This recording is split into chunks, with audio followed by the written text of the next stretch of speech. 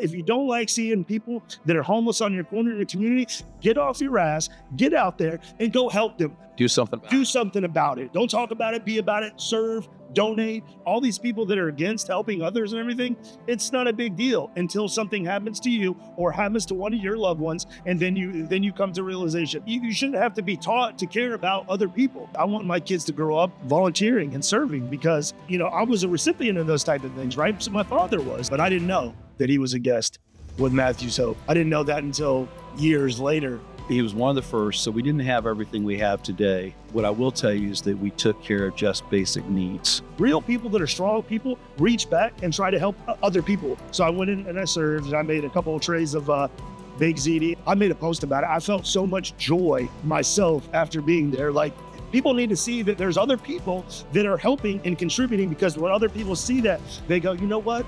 I'm going to do that. I'm going to do that too. Scott, at the time of this filming, the United States was about a week into a new war, and the Pentagon estimated it costing $1 billion a day. How does it make you feel about the amount of taxpayer funding available to help those experiencing homelessness? You're right. Oh boy, is right. We're like, oh shit. Yeah. Say that out loud. $1 billion per day is ridiculous. Hi, everyone. I'm Tracy Lewis from Imagine Marketing. I'm joined by Pastor Scott, who is the founder and CEO of Matthew's Hope, as well as Jeff Bondy, who is the Director of Business Development for Bondy Law. This podcast is produced, filmed, and edited by John Burkett with Imagine. Welcome to this week's episode of Straight Talk, No BS with Matthew's Hope, presented by Imagine Marketing. At Imagine Marketing, we put in the extra effort to craft a tailored strategy for success. Book a free consultation today.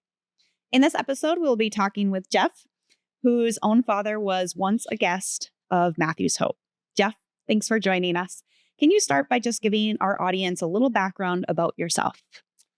Sure. My name is Jeff Bondy. I'm about to be 45 years old here in Friday, actually. So I'm born in Orlando.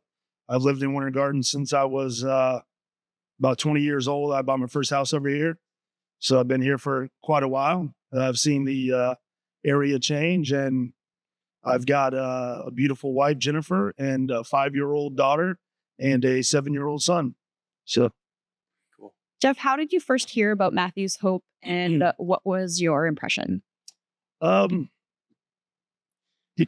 a good question. I'm not sure exactly how I heard about Matthew's Hope.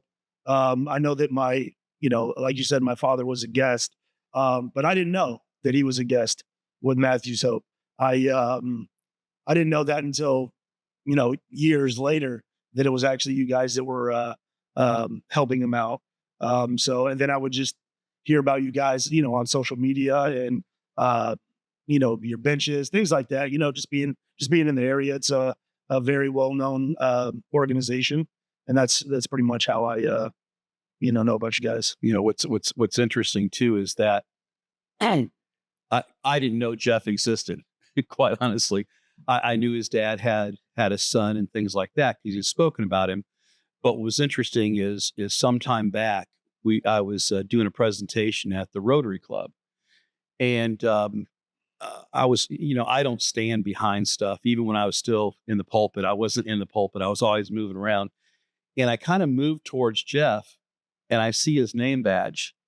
And I looked at him and I said, it's interesting, because he had made a comment about Matthew's Hope. And I said, after his presentation, I said, hey, I hate to be the person that's, anytime anybody's in a presentation, when it's done, I always have to ask a question or leave a comment, because I feel like it's so rude when people don't say anything and it's just like dead after somebody pours their heart out to you. So I want to be engaged. So I said, thank you for what, I didn't have a question, but I said, thank you for what you do. I appreciate it. I've been following you guys a long time. And that's when he came over. Yeah. And so I just walk over to him, and I think I was going to shake your hand or something and say thank you for the thanks, because it beats a sharp stick in the eye and some of the other things that are said to me.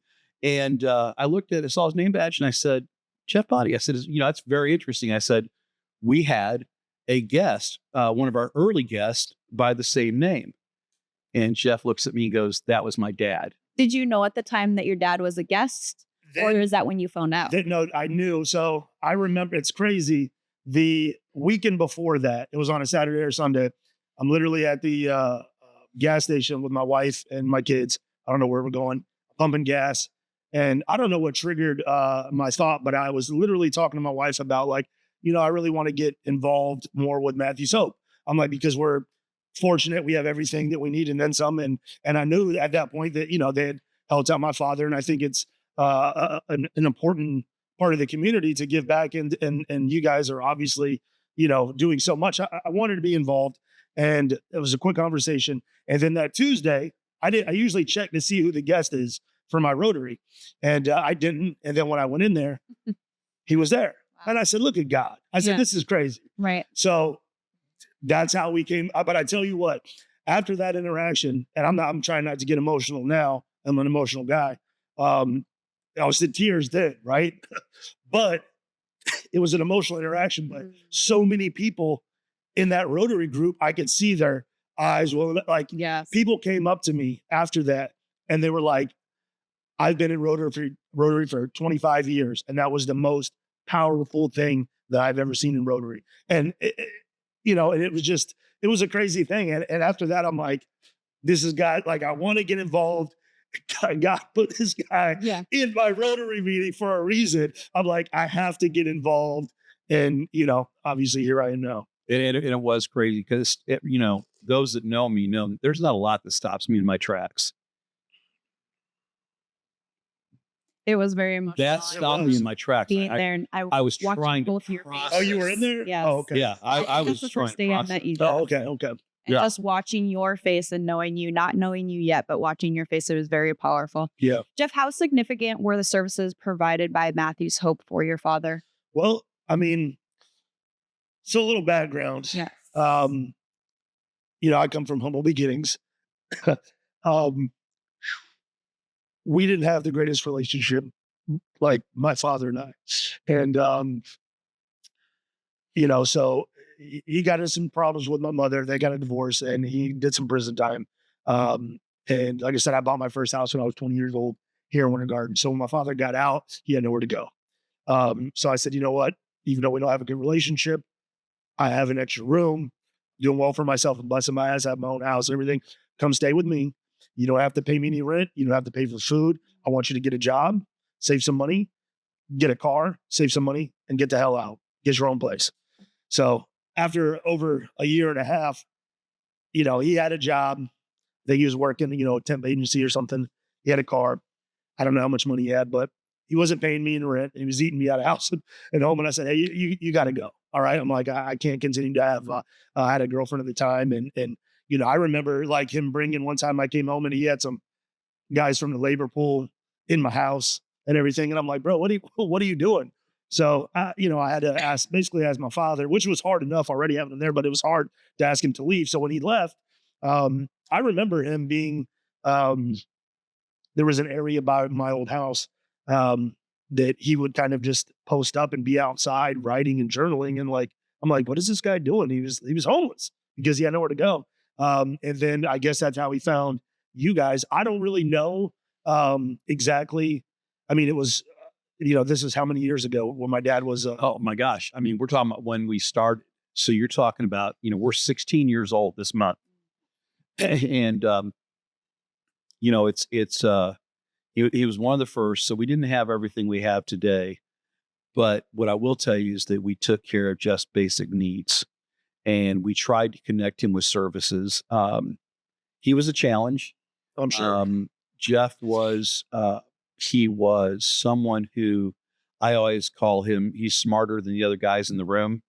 So he had a hard time receiving help because in his mind, it was everything else that was around him that was creating his issues. Yeah. I think that's a good way. I feel like that's a great way to describe my father's entire life. Yeah. Like seriously, the way that you just put that, I feel like that's how my dad lived. He was a very intelligent guy and he was very handy. He could cook well. Everything what's crazy is I cook, I bake, I build things. I'm very handy. Everything that my father was good at, I'm good at, but he never taught me. Yeah. Which is crazy that it worked out like that. But I have all the skills that my father had just by researching on my own. But I do remember him building things here with you guys. I believe that, he already started that, what this is, right? Yeah, Here, we just I started remember Hope my Chest. father, Hope Chest, like telling me, when I did talk to him, which was rare, that he was, building things. Yeah, it was, and here he's one of these guys that it was hard for us to really move forward because of that.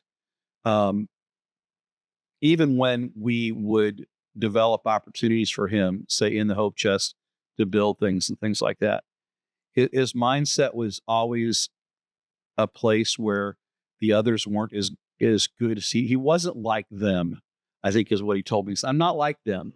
And if you met him and you took him out of the homeless aspect of who he was, and you met him first, your dad was a good looking guy. He really was. I mean, he could have been. He looked like Magnum PI back in the 80s. Yeah. He had that kind of look, very distinguished looking, could carry himself well. And so you sat there and kind of went, okay, where is the disconnect? I wondered that my entire life. And I don't Seriously. know. I don't know that we'll ever know. I don't know if we Definitely not. learn more. I can tell you that, like with my dad, very similar. He took off, and I really didn't have a relationship with him till much later in life, and even then, it was strained at best, and it was more of a weird friendship than it was a father and son relationship. But I was able to learn things about my dad and how he grew up that it didn't excuse who he became. I wasn't looking for that. I wanted to understand how he came to think that way. And I was able to do that, which was made it a little easier for me to kind of forgive and let go. Right. Because the guy got dealt a really weird set of cards. And though I'm also one that believes that you can't allow the things that the things that happen to you and the things that you may do to yourself to create your own situation. You can't allow that to dictate your life. Ultimately, we just had a conversation at home this weekend with my stepdaughter, and ultimately what we talked about is ultimately we can surround someone with a support system, but the other side of it is ultimately you've got to make up your mind. Yeah, you got to make up your mind for your own decisions. And I think the hardest part with Jeff's dad was trying to get him there to kind of I kind of call it own your own shit and move on.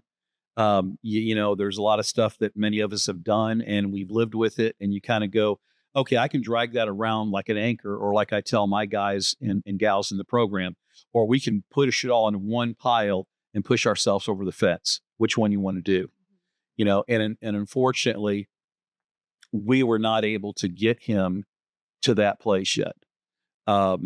He always also wanted to be a part of something more. We did what those of you that have followed us all these years, that we had a CD that we actually cut back many years ago at the early stages of this thing with the Boys in the Woods.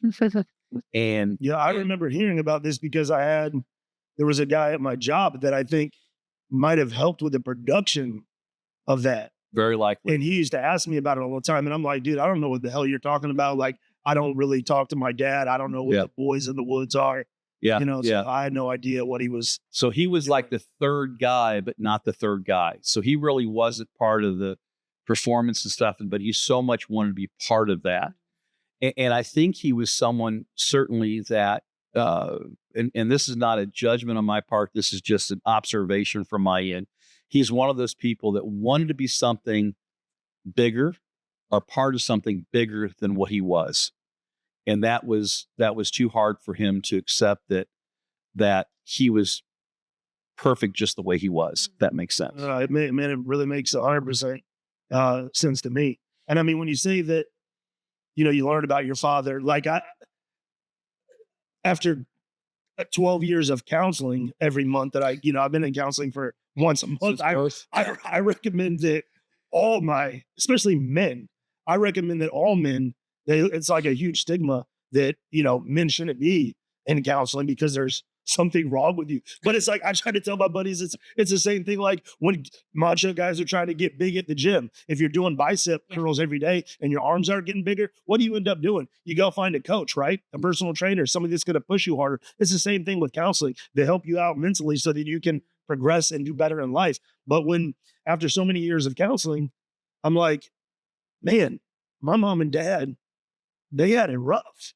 I'm like, my mother gave birth to me at 18 years old, and my sister at 19, and my brother at 21. Meanwhile, my dad's only like 2 years older than my mother. So I'm like, how the hell did we survive with my mom and dad being, 21 and 24 years old with 3 kids, and my father never kept a stable job his entire life, and my mother was a server, and we grew up very, we were in, foster care, and, we lived on, my grandfather had a 600 square foot trailer, and my mom and dad had one room, and my grandfather was in the other room, and we took turns sleeping on the couch. There was a couch and then 2 of us on the floor, and we rotated like that, and we never had a lot growing up, you know? So like thinking about how hard that must've been, I gave my parents grace, because I said, like, it's crazy that they managed to keep us alive. Especially like it's still hard for people today to be in that same boat with everything that's going on and the prices of rent and food. I mean, you could take really good people and they might not. My father wasn't on drugs. No. He wasn't an alcoholic. He might have smoked some weed or whatever, but he wasn't, spending all his money. I mean, I don't know what his finances were, but I don't think he was spending all his money, getting messed up. And it was still hard to keep a roof over our head. It's the same with a lot of people today. Like, just because you're homeless doesn't mean that you're, not a good person, or that you're an alcoholic, or that something you're on bad, drugs, or you did something bad. It could be you were, not everybody is dealt the same hand. And, with God's grace, a little bit of luck, working hard, you can come up, but it's not the same for every person. No matter what anybody says, that everybody is dealt a different card, and you have to just take that and run with it and do the best that you can. But there's a lot of good people that are struggling. I think that when, we've discovered over time is that most people that we deal with on a day-to-day basis have suffered some level of trauma. And sometimes that trauma is something as simple as what you just described. And others will look at that and they'll go, well, come on. That's trauma. I'll show you trauma. No, each person is built individually, and each person receives what happens around them differently, and have different levels of recovery. I'm that guy that failure was not an option, mainly because I was told that I'd always be a failure and that I wouldn't amount to anything. And so for me, though I didn't search out the help that I needed at the time, I was doing everything I could and just to make sure we're moving forward. I mean, you mentioned, your mom. I've had to go back and show some grace to my mom also. My mom and I haven't had a relationship until literally when I went through my divorce about a dozen years ago, and my kids quit talking to me, and I realized that was worse than, I compared to being worse than when I was molested as a kid. That was the most hurtful and damaging thing that I could think of. And so I ended up reaching out to my mom. But I had to, in my mind, work through with lots of counseling. And guys, what he's saying, especially you men out there, listen to me. If you can do it, do it. You will only come out better for it. Having somebody who doesn't have a dog in the fight, often the best counselors simply let you hear yourself. And when you start to hear yourself, you're able to deal with your emotions and all those things that are going through your head. But you almost have to have somebody there to guide you, if you will, to help you hear yourself. I use it to vent. Because when you have things going on in your life, talking to your buddies, they're dumbasses, right? They're not going to give you the good advice. And the people that do care about you, you know what they're going to do? They're going to side with you. They're going to agree to everything you say. I don't want yes men. And people, I appreciate the small circle of people that care about me. I love that. But I don't need yes men. I need somebody to listen to me and say, okay, this isn't, you're not doing this right. We can work on hearing this. yourself. Are you hearing yourself? Let's work through this. And that is what has brought me to the man I am today, that I'm able to give not just, family members grace, but other people grace and listen to what they're saying and my wife we're always on the same team, but my wife is notorious for giving me another person's perspective. She always says, well, what about this? What about that? And it triggers something that makes me think and now I'm so accustomed to hearing that. That's exactly what I do. As soon as I figure out that somebody's in a position, I try to think about like why they're experiencing that. And I try to put myself into their shoes. Right. And it changes everything. It's funny because I jokingly say that in my case, I surrounded myself literally with women. So I've got Charlene at home. I got Shelly at work and all of them. That's a good thing. And no. And just to be clear, we are inferior to women. Just to be very clear about this. I have a whole theory on that. We cannot give birth. Women make this world go round. And, we should be supporting and cherishing, protecting, and taking care of our women in society. Just throwing that out there. I agree with you 100%. There's a reason why out of nearly 50 employees, I think there's only 6 guys. Okay. You want to get something done. But the other part is one of the things I've said is you got to keep me accountable. Okay. And I don't always like it. Sometimes I bristle a little bit when they say, Shelly will send me a little note. She did it just recently. I thought you were going to be a little less political. She should probably send me the same note. And I'm thinking, well, wait a minute, I did dial it down. But again, you need that poke and you need that. And then through that counseling and then surrounding your people that aren't yes people that are going to sit there and say, okay, Scott, but have you considered this? Or when you said this, here's how I heard it. Is that what you meant? And that's so important. And so going back also with my own mom, jumping back to that for a second in Grace, was I had to, again, look at that 18-year-old girl that got married, whose husband left, who was only about the same age, who leaves her in Germany, and all the different stuff that happened. And then she, like you, had another one right after, and here she's a kid. And especially in the world, going back to the early 60s, in my case, okay, you being divorced or being a woman with kids trying to make it was ugly at best. And I had to really, better now. I really had to step back and see. And the truth is, it's not very much better now. It's really a crazy world we live in and how we're going back in time in a lot of ways. But all that to say is I had to get to that place where I could figure out what was I say to my mom, if you're listening to this, I'm going to let a secret out. I'm good for 72 hours with you. Okay. She said, I make my 72 hours and I love my mom. But I also, I really had to process all the things that she did do, trying to keep food on the table and all these type of things where, it wasn't the childhood I thought I should have based on what I saw happening around me in a lot of cases, but she did the very best that she could. And I think that what that also does for us in a weird way, Jeff, is that it gives us a sense of empathy for others and grace for others that most people won't ever understand. Which is crazy. And grace doesn't necessarily mean you agree with everything that's going on. It's simply meaning that you're not going to be the next guy to stand in line to kick him in the chops. Well, and people should be free to express themselves in whatever way they want, right? I mean, I feel like I've acknowledged the same thing with my mom, and I still haven't talked to my mother in years, because you also have to set boundaries. Set the boundary. And I've tried multiple times. And, as somebody that's been through counseling and is continuing to go through counseling, I've realized that this is not a relationship that is healthy for me. And sometimes, it could be upsetting to me because I have young kids and they don't have the relationship that I wish they had. My father passed away, about 2 years ago, which when he passed away, he had his own, mobile home and he was living by himself and he had a job and he was doing good. I was happy that, and we also had a conversation, for about an hour, and he explained, and he told me that, he could have been a better dad. He could have been a better husband, and just hearing all this stuff, like it really gave me good closure. And it also showed me that my father he grew. He grew that point. He grew. Yeah.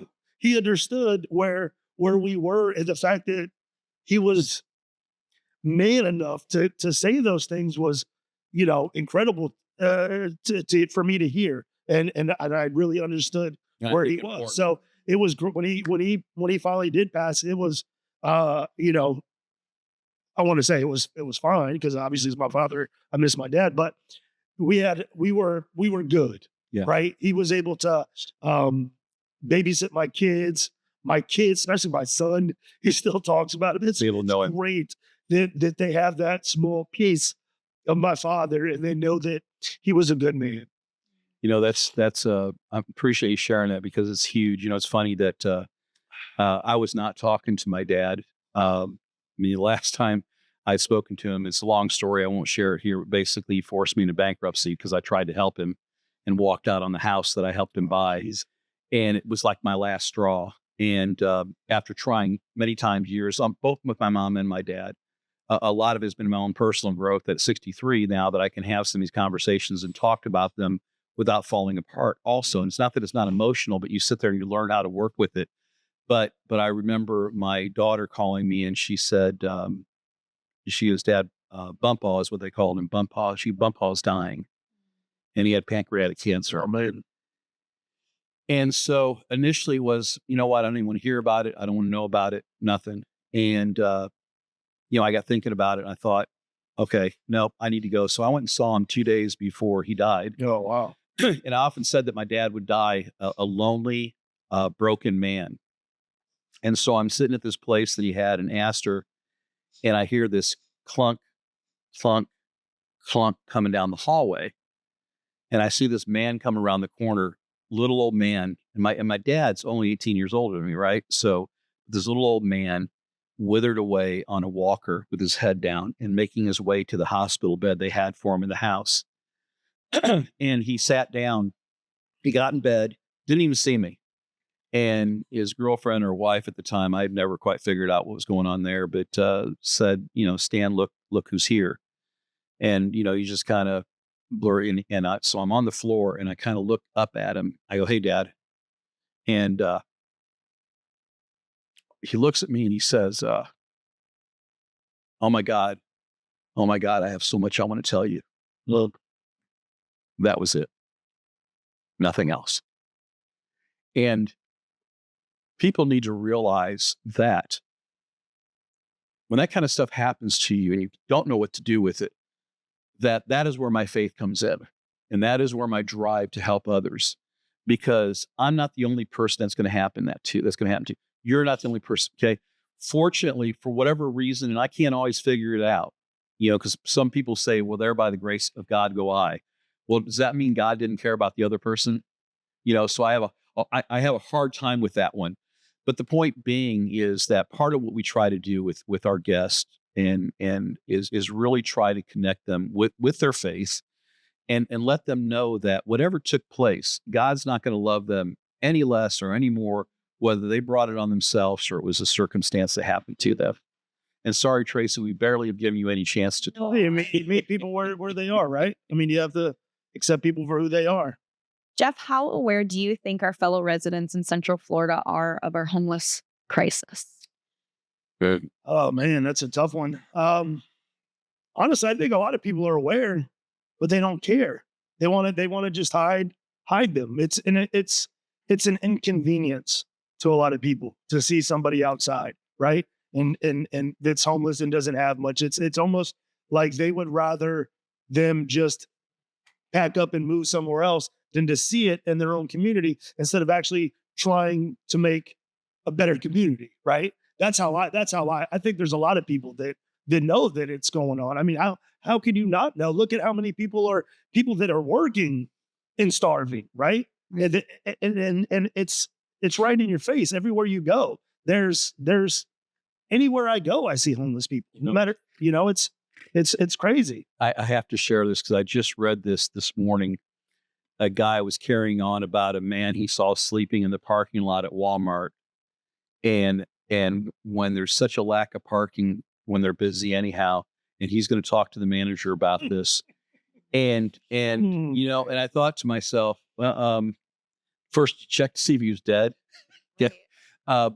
But I've said some of the same thing, but better out of your mouth than mine, only because people expect me to say that. But a lot of times, yeah, it's an inconvenience. It's what's that going to do to my property? Or rather than look at somebody and say, God, what do you think's going on with that person? Because I often said that when you see something, the first question we should ask ourselves is, What do you think took place in that person's life to get them there. Right. and to make it acceptable to stay there? Yeah.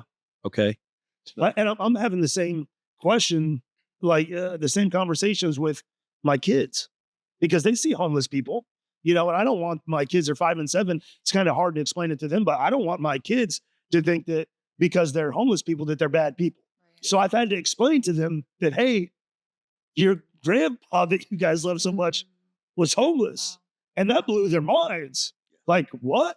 Because we have so much. They have everything. Yeah. So, but I'm trying to instill in my kids that, like, not everybody has a big house or a nice car or food and can take trips and things like that. Like, I want my kids to grow up and appreciate people, right? Not just things. And so I'm trying to explain to them. And like, we've taken them to other backpacking events, and try to get our kids hands on. Like, I want my kids to grow up volunteering and serving because I was a recipient of those type of things, right? Yeah. So my father was like, so I want my kids to appreciate that, where they're at and to be able to, I feel like a huge problem that we have nowadays is people, even if you start from the bottom, right? And you pull your bootstraps up or whatever, and you work your ass off to get to the top, people forget where they came from. Right. And they don't understand that, like I said, not everybody is dealt the same hand, given the same opportunities. Like, people forget that where they were.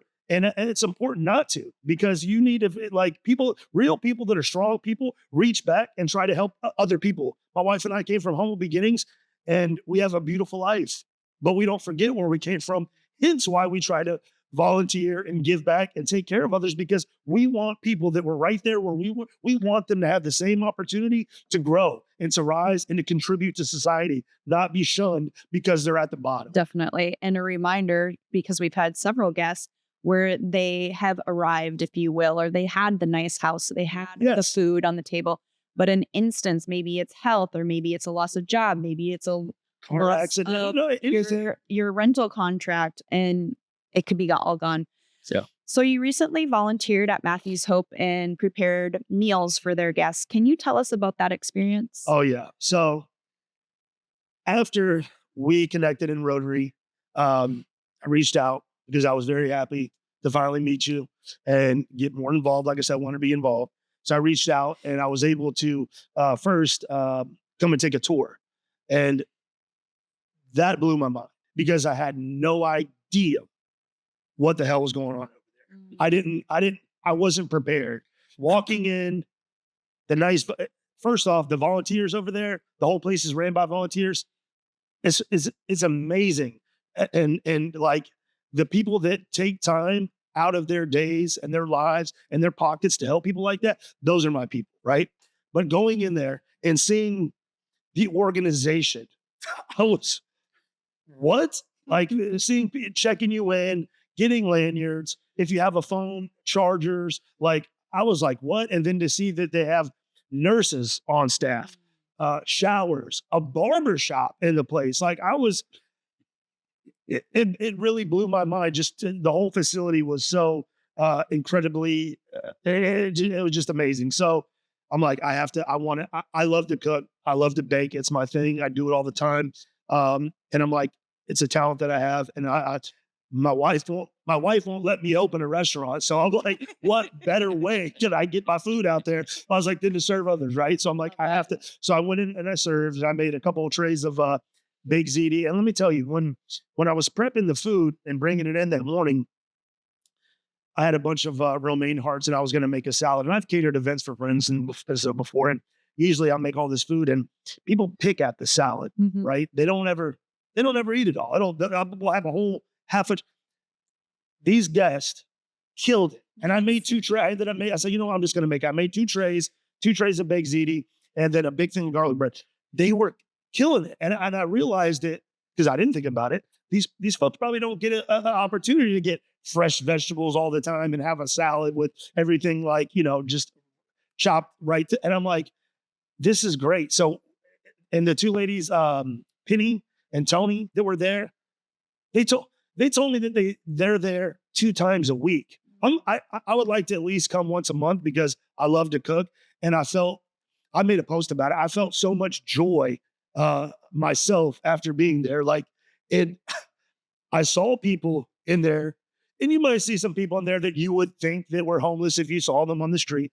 But I also saw a lot of people in there that you would never ever guess, and that was difficult to take in because I'm right there. It's one thing to donate your money, but which is great, and people should, if you have it, you should, because it'll come back to you tenfold. But being able to get out there and really donate your time, to me, that's big. Boots on the ground. To boots on the ground, but to be there, and a lot of people, I guess, cook food and they drop it off, right? I want to be there. I want to be there to serve these people, to interact with these people. This is our community. These are people that they're our community. They're us. They're us. And everybody, no matter where you're at, you can easily fall right back into where they're at, just like that. It only takes a couple bad decisions or circumstances that you can't control, and you could be right there. So people that think that just because you're, doing well off in life and it's set, that's not set. You should be grateful every day. I thank God every day for what I have, because I know I've been at the bottom. I don't ever want to go back to the bottom, mainly because I enjoy helping lift people up, and I want to be able to donate time and money. But it can happen, right? So, but being there and seeing all these people serving food, having conversations, it was amazing to me. I felt there's so much going on in the world, in our country, in our state, our city. It's wild, right? Yeah. I've been upset about a lot of things, mainly because I'm like, there's a lot of people that I see in the community that are community advocates. But when it comes down to it, they don't really care about the community. They're more about themselves. They want to, it's like pandering to me. You see somebody stand for this, and then you got to try to go to another event and help with it. That's not me. To me, that's bullshit. Yeah. Like, if you really care about your community, then you really support your community. Don't do it because you want to, gain a political position or you want praise. Do it because that's who you are, and you want to really, really help. And that's the real reason that I want to be there, to meet people and be a part of it. And you get so much joy from that. I mean, it really, there was nothing after that morning. Nothing could have ruined my day. I felt like on top of the world. I felt so good. And I went right to Rotary directly from serving. And I told everybody, I just came from Matthew's Hope.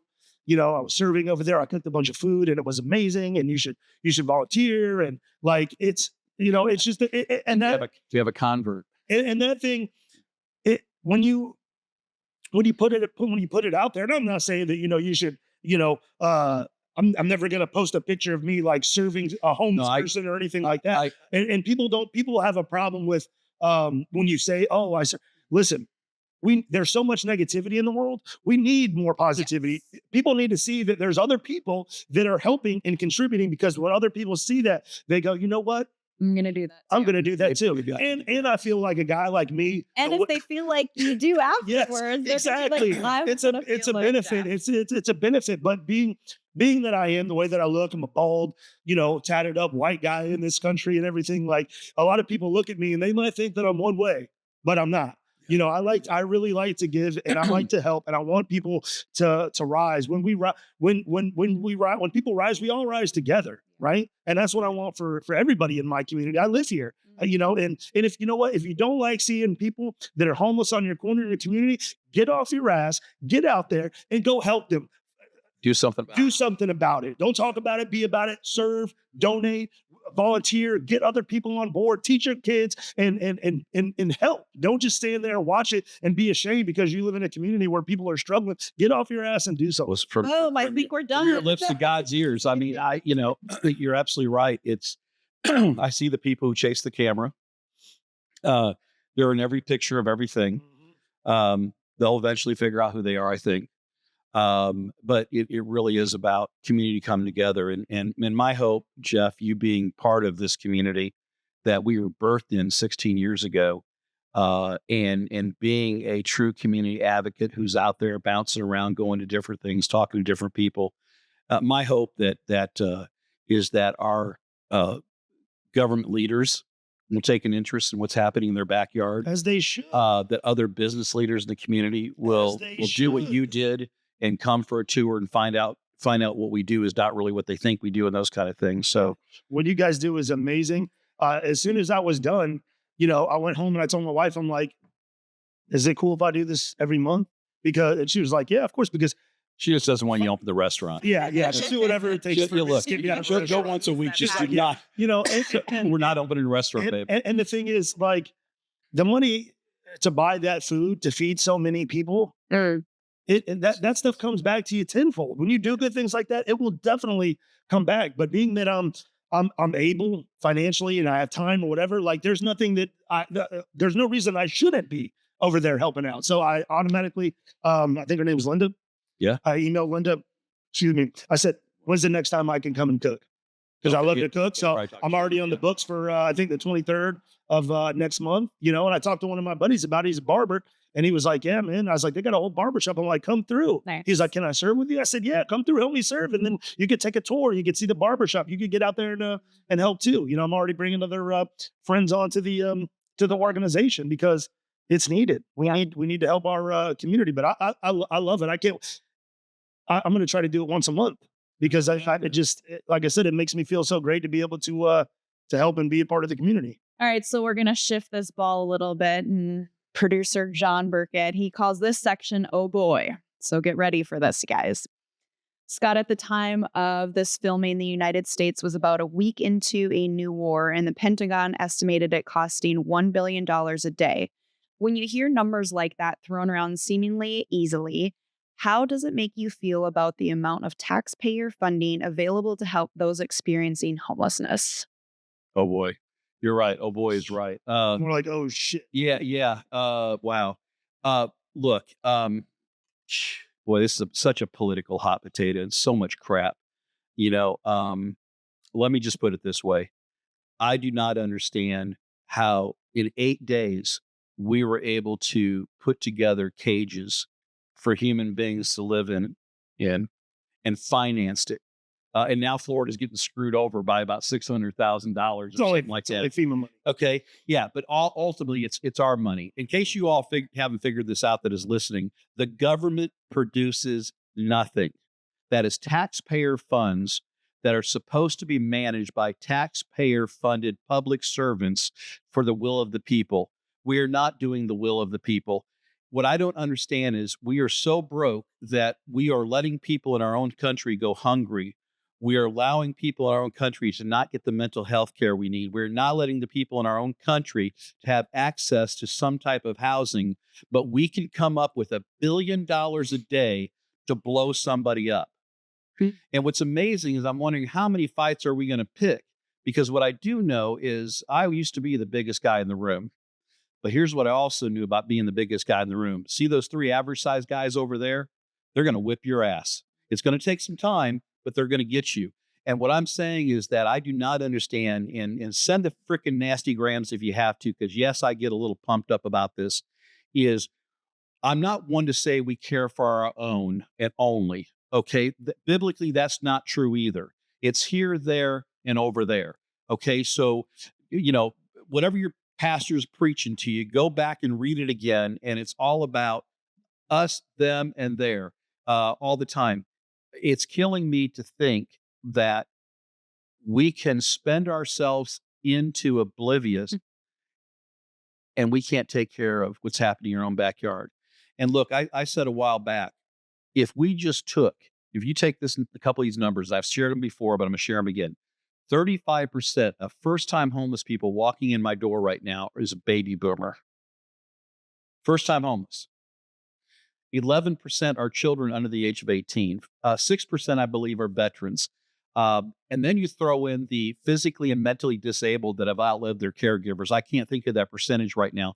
But let's say we only care for those because they didn't do anything to deserve their situation. And we let all those people that created their own problems to be homeless, because that's what people believe and think, we'll take care of them. How about we just use some of that money to care for the ones that did absolutely nothing in our judgmental minds to believe that they did something to deserve to be homeless. We just take care of the kids, the old people, the disabled. Why don't we just take care of those? And you know what? Unfortunately, all funding has been cut off for all of that. All of that. One of the biggest things that's been cut off that we're going to be looking forward to is what's called, it's called, oh my gosh, my mind's going blank here. Permanent supportive housing. Permanent supportive housing is designed specifically for the elderly, the disabled, and children. But because there's a belief that people have taken advantage of it, and I believe there has been, of course there has been. I mean, look at our own government. Look where they got what pies they got their fingers in. Okay. But let's just look at that right there. If the bottom line is, if we just took care of those people that we all agree didn't do anything to deserve their circumstance, half the problem would be licked. Half the problem would be licked.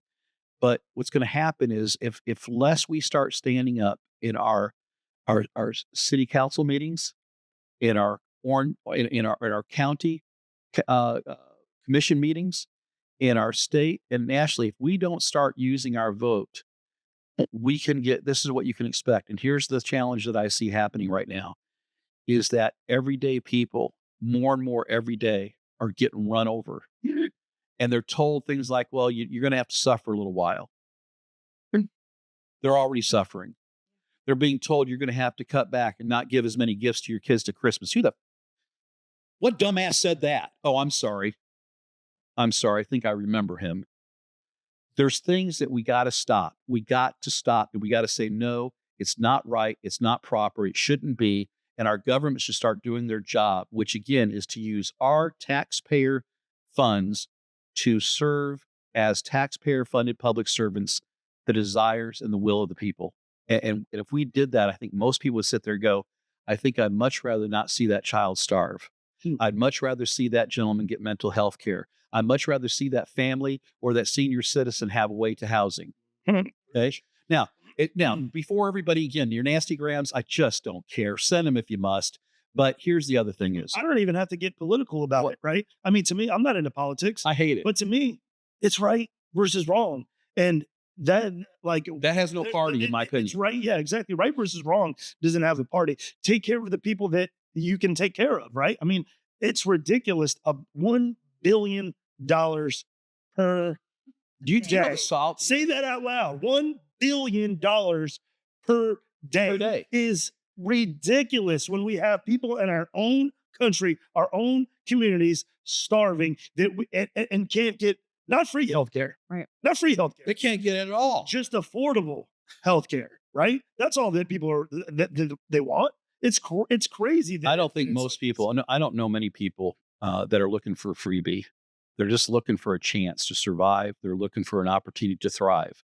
And unfortunately, we live in a world that it's tough to thrive in anymore. I mean, I was watching a young lady yesterday, was talking about she has a master's degree. She kept getting more education because she thought that would get her there. So now she's a single mom making $24,000 a year. That's totally a lie because look how many people have degrees and they're straight dumbasses. Well, there you go. But you sit there and go, but the bottom line is this girl simply couldn't get her foot in and she's got 3 children. The dad took off. She's got a master's degree. She's making $24,000 a year. Okay. Look, there's no place in this country you can live off $24,000 a year. And what's her student loan payment?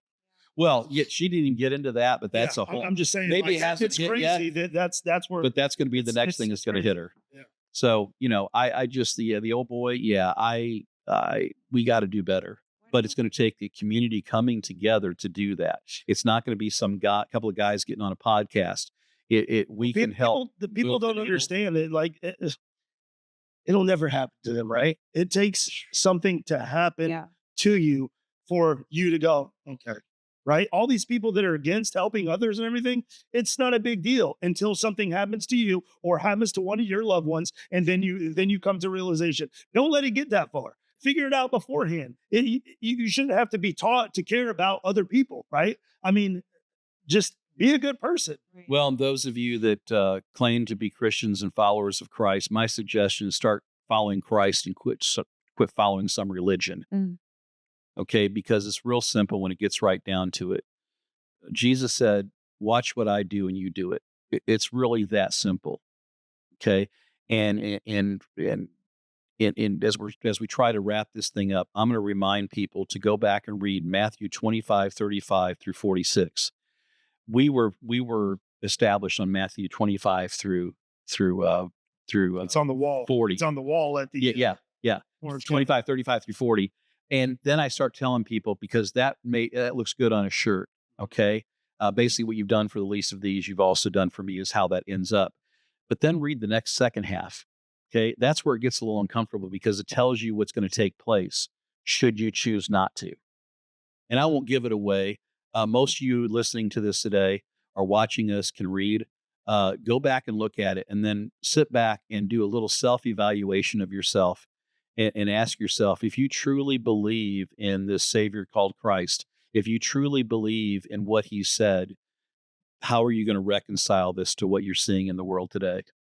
Listen, I'm no saint, but the God that I follow, he doesn't take from people. He provides for people. He doesn't take away people's rights. He helps them. He encourages them. He wants people to do better. He wants people to come together. He wants everybody to be uplifted together. You don't support a community by stripping everything away from people. Yeah, for sure.